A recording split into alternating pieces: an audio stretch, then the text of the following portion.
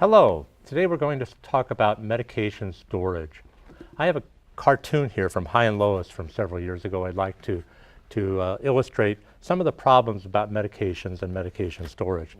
As you can see, High at the first panel walks into the bathroom and he's talking to Lois and he says, for a healthy family, we sure take a lot of medicines. There's a lot of them in our medicine cabinet. And then Lois says, and most of them are expired. I'd be willing to bet that a majority of you store your medicines in the medicine cabinet in your bathroom. Don't do that.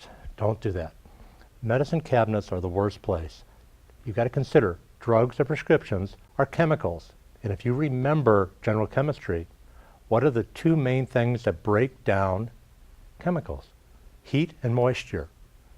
So, what's the bathroom full of? Heat and moisture. Never keep your medicines in a medicine cabinet in the bathroom. Also, never keep them in the kitchen over a sink, near the oven, near the stove. Don't also keep them in a windowsill because the sunlight will destroy them. I can't tell you how many times I've answered a phone from a patient, oh my goodness, I've dropped my tablets in the toilet. Well, what are you doing standing over the toilet taking your medicine? Completely wrong. There are guidelines on how to store your medicine and at what temperature, and that's very important. They're listed on the bottles of the medicines. They're also listed on the sheets that you get with your prescriptions. Always read those, follow them explicitly, please. The general accepted guidelines that the FDA uses is called the USP standards for controlled storage.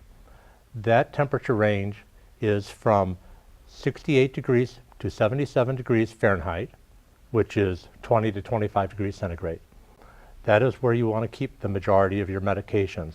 There's an acceptable range a little greater than that, which goes from 58 degrees to 86 degrees, or 15 degrees Celsius to 30 degrees Celsius. Those are called excursionary drugs. You can keep them outside of that narrower band. Then you also have to worry about drugs that have to be refrigerated. Insulins, some preservative-free eye drops, and also some topical drugs. They should be kept in a refrigerator. Do not freeze them. Please don't freeze them, because if you freeze them, they should be discarded. If you're diabetic, and I'm sure if you've been a diabetic and have had to use insulin, when you use that cold insulin and inject it, it can burn, it can hurt. You can take your bottle of insulin that you are currently using, leave it at controlled room temperature for up to 28 days. That will reduce the pain and the irritation on injection. After 28 days, I don't care if it's in the refrigerator or not, you should discard your vials of insulin. The holes have punched so many times through the stopper, it may not be sterile anymore. Another thing to keep in mind is when you store drugs, I recommend that you do it in a cabinet or in a drawer. If you have small children, if you have grandchildren, if you have friends with little kids that come over, use a child-proof lock on those drawers. Keep them away from heating ducts because they will increase the temperature in a drawer or a cabinet.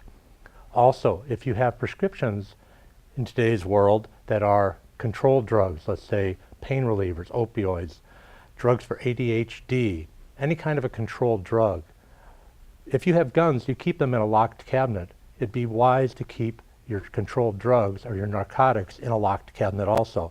Not so much to protect the drugs, but to protect them from being stolen from your friends, from your neighbors, from your relatives. It's amazing.